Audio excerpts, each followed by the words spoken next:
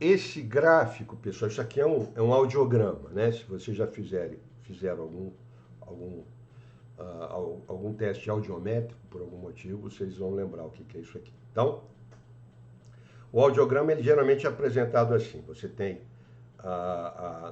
na linha vertical o nível de pressão de som em decibéis e na linha horizontal a varredura em frequência. No caso aqui vai de 125 a 8 kHz, que é onde se concentra a maioria das perdas.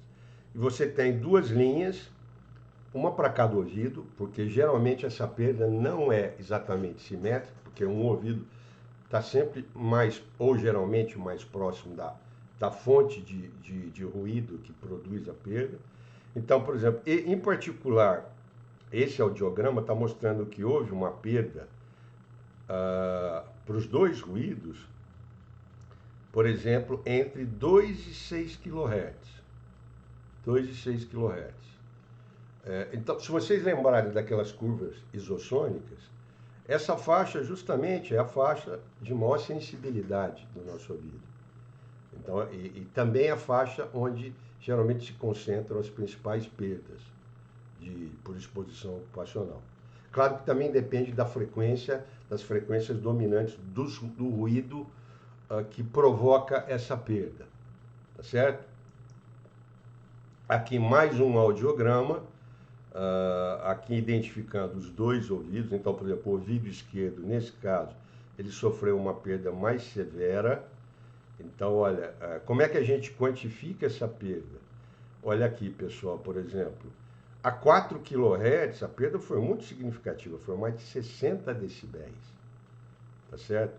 A partir, por exemplo, de um nível de 10 ou 20. Então, para você perceber tons em torno dessa frequência aqui da perda, com a mesma intensidade, com a mesma clareza e volume que você percebia antes da perda, esse tom vai ter que ser gerado com mais de 40 decibéis do que antes, 40 decibéis a mais, tá?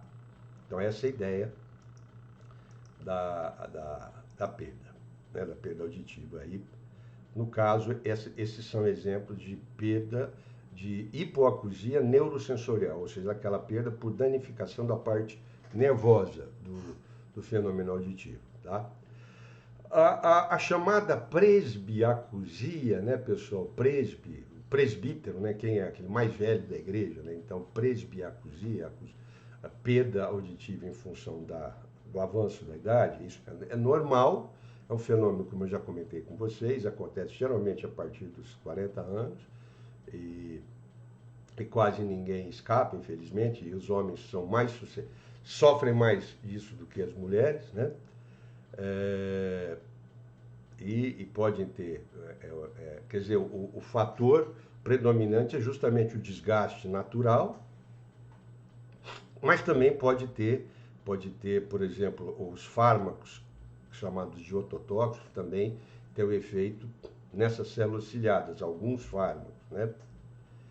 Então, por exemplo, um exemplo aqui de presbiacusia, ou seja, perda de abaixamento do limiar auditivo para algumas frequências em função da idade.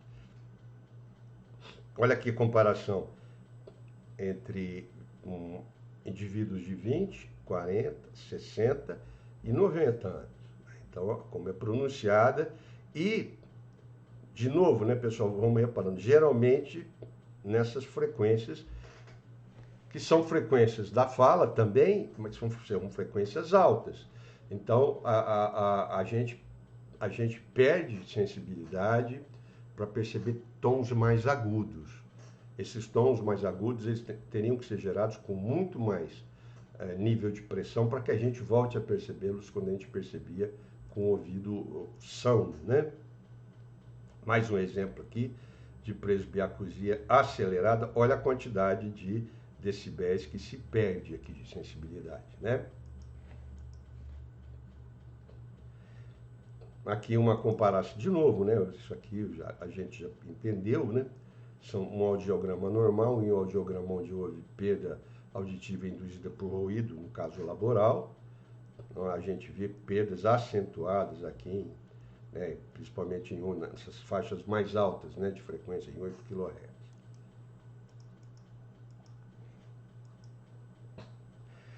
Bom, o outro lado do ruído que a gente já comentou dessa exposição é como ele interfere na nossa atividade laboral. Então, existem recomendações, que nem no livro do professor Ichiro Ida, que a natureza da atividade, ela tolera mais ou menos essa exposição ao ruído, porque o ruído interfere muito na mobilização das funções cognitivas, a gente sabe disso. Então, para aquelas tarefas onde a mobilização cognitiva não é tão predominante, a exposição a determinados níveis de ruído talvez não interfira tanto, que nem essa tabela aqui do professor Ida, né? À medida que aumenta a solicitação cognitiva da tarefa, o nível de ruído tolerado, de forma que não interfira, passa a ser menor, né? Isso faz sentido. Esse outro diagrama aqui mostra a relação entre incômodo e tempo de exposição e nível de pressão, nível de ruído, tá certo? Então, para longo tempo de exposição, até baixos, né, 80 decibéis não é exatamente baixo, mas você já gera um incômodo significativo. Já se a exposição for muito rápida, por exemplo, 5 minutos, é tolerável, alto nível de pressão de som, como 100 decibéis. E aí já é obrigatório usar o EPI, tá certo? Protetor auricular. Bom, a rigor, pessoal, 3 formas de você controlar o ruído, tá certo? Você pode controlar o ruído na fonte, naquele equipamento que está gerando o ruído. Então, por exemplo, balancear o equipamento, substituindo com equipamentos mais modernos, tipo de engrenagem, por exemplo, fazer esse tipo de regulagem, certo? Então, esse é o controle na fonte. Uma outra forma é você controlar a propagação desse ruído, impondo alguma barreira acústica. Essa barreira acústica, você pode, inclusive, por exemplo, encapsular aquela fonte de ruído. Então, essa figura está mostrando vários tipos de barreira acústica, desde a mais simples até vários níveis de encapsulamento e o efeito produzido na atenuação desse ruído, tá certo? E, dependendo do tempo de exposição e do nível de pressão de som, obviamente é obrigatório o uso de protetores auriculares, tá certo? Então, tem 2 tipos básicos, aqueles que são de inserção, que são mais incômodos e menos eficazes na tarefa de atenuar o aporte desse ruído para o tímpano, né? E os de concha, que são mais eficazes e menos invasivos, né? Se bem que, por exemplo, em situação de ambiente de trabalho muito quente, com muito calor, eles também são incômodos por causa disso, né? Alguns detalhes sobre, algumas questões sobre esses 2 tipos de EPIs auriculares, né? Aqui, por exemplo, é um exemplo do nível de atenuação gerado, né, por um protetor auricular, por exemplo, na exposição ao ruído gerado por um martelo pneumático. Então, olha assim. A curva A aqui, pessoal, seria a curva de atenuação, a curva do ruído próprio. Então, o ruído produzido por esse martelo pneumático tem essa distribuição em termos de nível de pressão de som, aqui está a SPL, né, Sound Pressure Level, e também pela distribuição de frequência desse ruído. Então, por exemplo, ele até que é mais ou menos homogêneo. Então, a partir de 125 Hz, que é um ruído bem grave, até 16 kHz, ele produz uma alta intensidade de ruído, na faixa de 90 a 100 decibéis.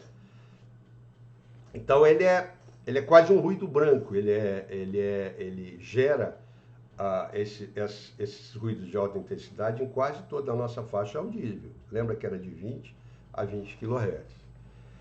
Aqui em B, pessoal, está a atenuação gerada por um particular protetor auricular.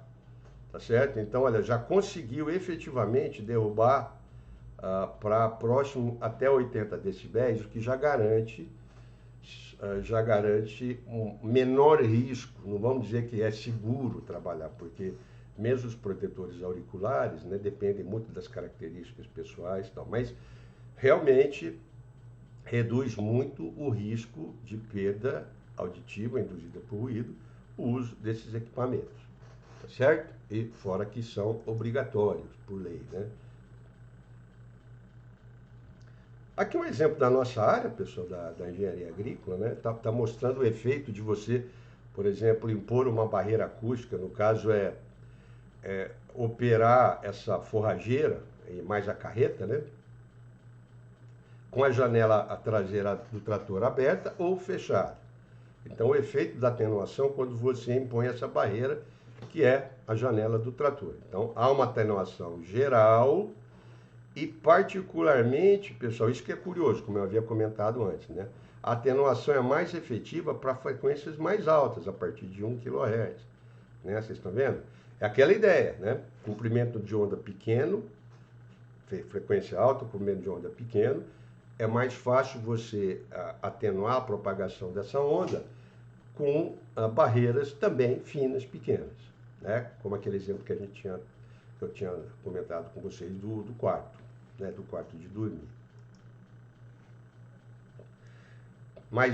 Aqui um exemplo do efeito de atenuação, quando você, por exemplo, um moinho para a produção de ração animal, você faz um encapsulamento dele, também o efeito obtido em atenuação. Tá certo? Pessoal, então os responsáveis pelo controle da exposição dos trabalhadores em determinados ambientes de trabalho, eles se valem de alguns diagramas, de algumas listas de verificação, né, de alguns fluxogramas para monitorar essa exposição. Certo? Então, em função, vocês estão vendo aqui, em função, por exemplo, da magnitude desse ruído gerado, várias atitudes são tomadas, tá certo? Também em função do estudo, vamos dizer assim, epidemiológico daquela população que está exposta, se há reclamação, né? Os profissionais que cuidam disso, né? Os técnicos de segurança de trabalho, os engenheiros de segurança, eles tomam procedimentos ordenados, né? Esse é um exemplo. Aqui é outro exemplo, tá certo? De um modus operandi, de uma forma de operar em função da gravidade, da severidade desse ruído, tá certo? Pessoal, vamos agora procurar aprofundar um pouco o nosso conhecimento sobre o fenômeno do ruído numa situação laboral e como ele é avaliado e regulado. Quais são os tipos, né? Por exemplo, como você lida com mais de uma fonte de ruído, gerando simultaneamente essa massa sonora sobre o trabalhador, né? Evidentemente, pessoal, como o nível de pressão de som em decibéis é uma grandeza logarítmica, né? Nós estamos falando de expoentes, potências, você não soma, por exemplo, o nível de pressão gerado por duas máquinas, você compõe. Você tem que, na verdade, matematicamente, você tem que calcular o antilogaritmo, tá?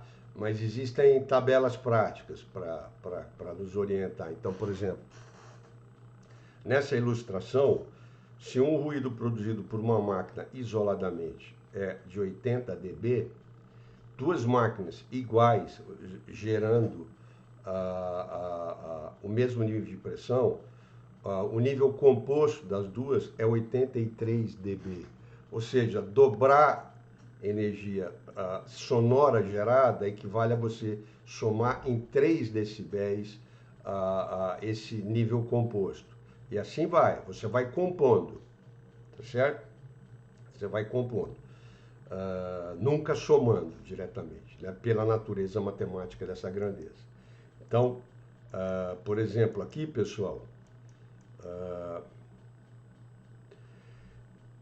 podemos usar um gráfico, que nem esse gráfico aqui, que a utilização é muito simples. Você tem, por exemplo, duas fontes sonoras, uma gerando 80 dB, por exemplo, e outra gerando 85 decibéis. Então, qual é a diferença em nível de pressão de som dessas duas fontes? 5 decibéis. Então, você vai aqui no eixo horizontal e escolhe 5, que é a diferença em dB entre os níveis que vão ser somados, certo? Você vai encontrar aqui o valor no gráfico de 1.2. O que você faz?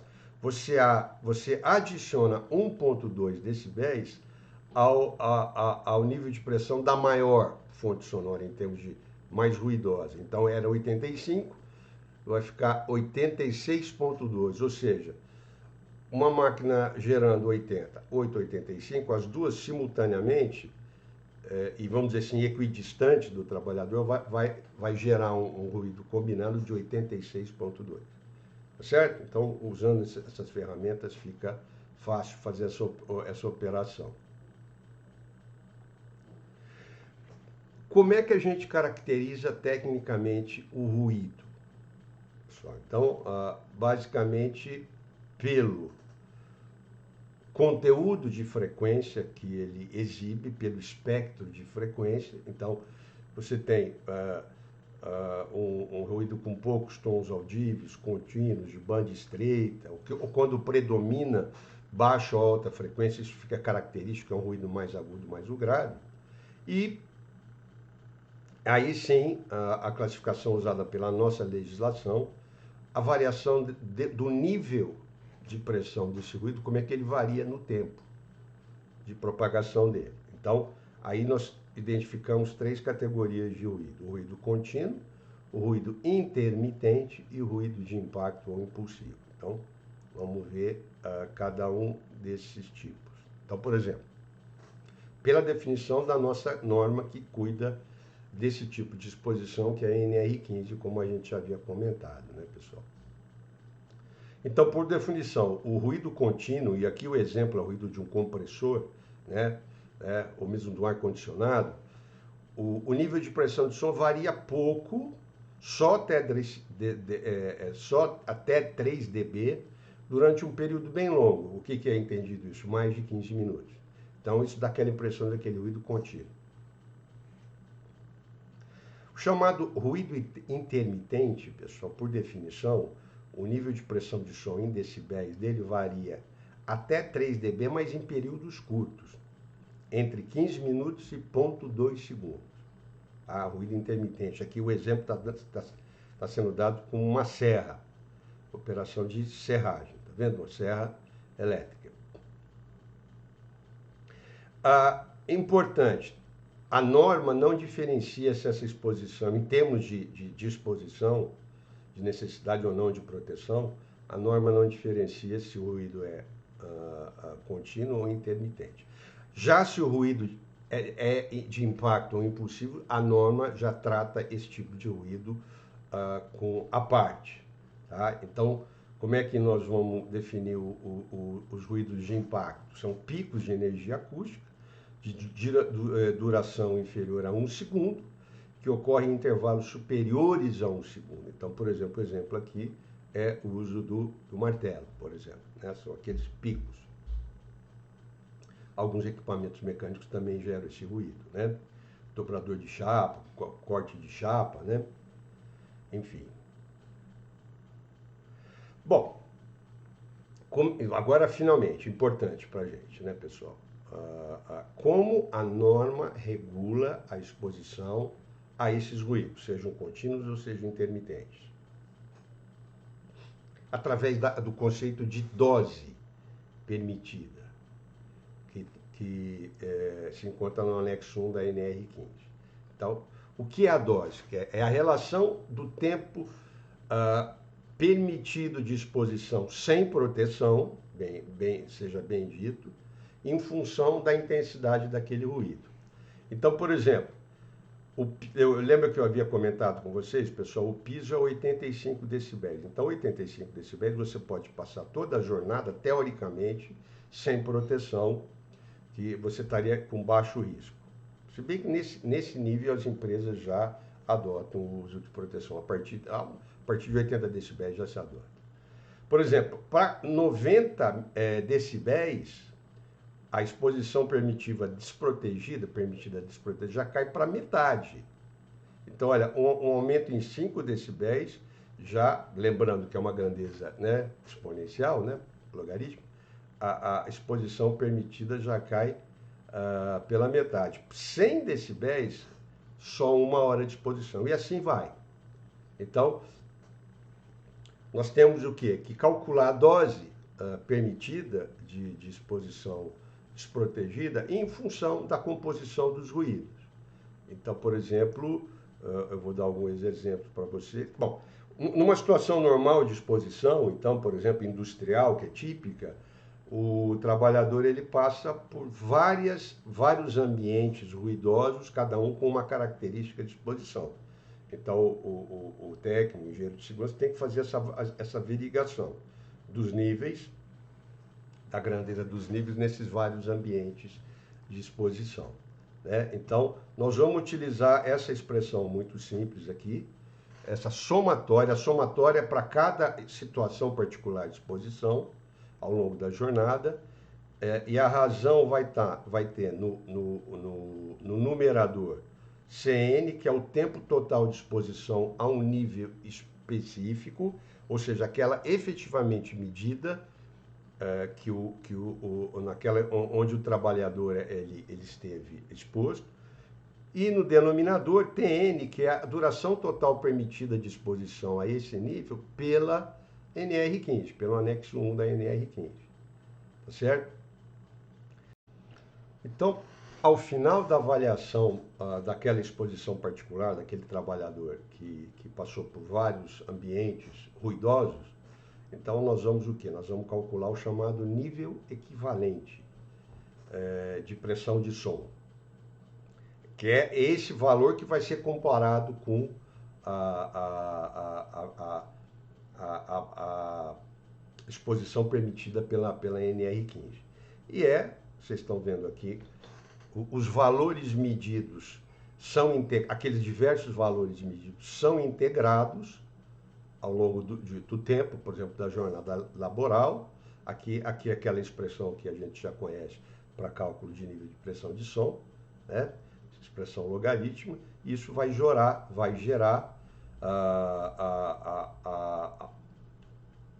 o nível equivalente de exposição para aquele trabalhador que passou por várias situações de exposição, tá certo? Então, isso vai ficar claro no exemplo, né?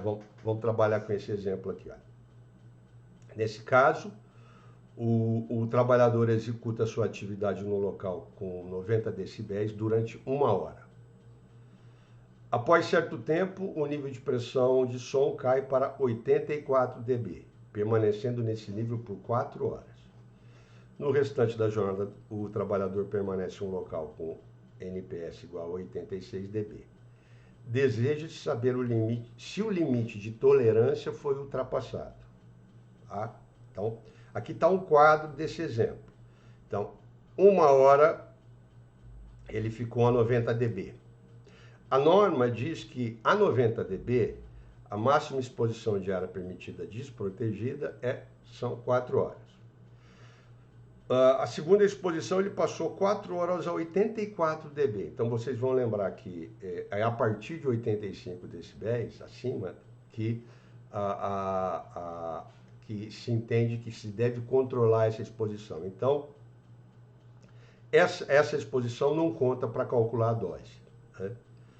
Já ele passou 3 horas a 86 decibéis e a norma diz que nesse nível a máxima exposição diária de uma jornada são 7 horas. Então nós vamos agora fazer o cálculo, fazer o somatório dessas 3 exposições. Então, a 90 decibéis, 1, mas o permitido é 4. Então aqui ele já recebeu 1/4, ou seja, 25% da dose diária permitida, ele recebeu nessa primeira hora de exposição a 90. Depois, aqui não conta, 86 decibéis, 3/7. Isso gera uma dose de 0,7, é menor que 1, ou seja, ele recebeu 70% da dose admitida sem proteção, o limite de tolerância não foi ultrapassado, então esse trabalhador, teoricamente, não precisa se proteger, certo? O cálculo do nível equivalente, que é feito com essa fórmula aqui empírica, pessoal, que vocês estão vendo aqui, foi 82,7 decibéis. O que significa esse nível equivalente? Que essa exposição discriminada aqui pelo quadro equivale a uma exposição a 82,7 decibéis por toda a jornada, ou seja, por 8 horas, que é a jornada padrão. Então, isso que se entende como nível equivalente, tá bom? Essa é a expressão que eu já mostrei para vocês, onde você consegue calcular o nível equivalente a partir da dose em valor decimal, no caso lá 0,7, né? Daquele exemplo.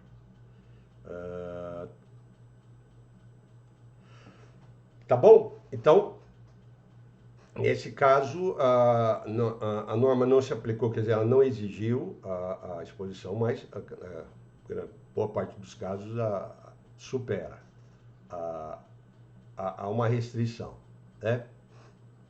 Bom, o decibelímetro, pessoal, que é o nosso instrumento padrão para fazer esse tipo de avaliação, ele tem alguns filtros de ponderação. Ele tem filtros, primeiro, para tirar aqueles componentes de frequência do ruído que estão fora da nossa faixa audível. Aquilo lá não tem sentido, né? E ele tem 3 tipos de ponderação em função do uso, tá? No nosso caso, a ponderação importante é essa curva A. O que ela faz? Vocês estão vendo? Ela atenua sons de baixa frequência e até amplifica sons de alta frequência. Ela está, na verdade, mimetizando um pouco aquela curva de calibração do ouvido humano que a gente estudou lá atrás, naquelas curvas isossônicas. Vocês lembram que nós temos baixa sensibilidade para tons mais graves, então esse filtro atenua esse componente do ruído lido, né? Mas até magnifica naquela faixa de 1 a 4 kHz, 1 a 5 kHz, onde o nosso ouvido é muito sensível. É uma medida de proteção, a rigor, tá? Então, esse aqui seria o esquema padrão do dispositivo eletrônico, ele é um decibelímetro, ele tem um microfone, ele tem um pré-amplificador, ele tem um detector de sobrecarga para não comprometer, né, a parte eletrônica dele, ele tem os filtros, ele tem os mecanismos de ponderação, um amplificador, uma constante de tempo para você fazer uma medição rápida, se o ruído é muito rápido ou se ele se prolonga, pela característica do ruído. Ele tem um detector de RMS, ele faz aquela média eficaz, aquela raiz quadrática média, né? E tem a saída e o display. Esses são os componentes padrão do decibelímetro. Bom, pessoal, com isso eu acho que vamos encerrar a nossa conversa sobre ruído. Tem bastante material, né, para estudo. E a partir de agora nós vamos tratar de outro elemento presente nos ambientes de trabalho, e aí para nós é particularmente importante na área da agricultura, tá certo? Que é o trabalho em altas temperaturas. Nós vamos falar sobre conforto térmico e estresse térmico nos nossos próximos vídeos, tá bom, pessoal? Então, até já.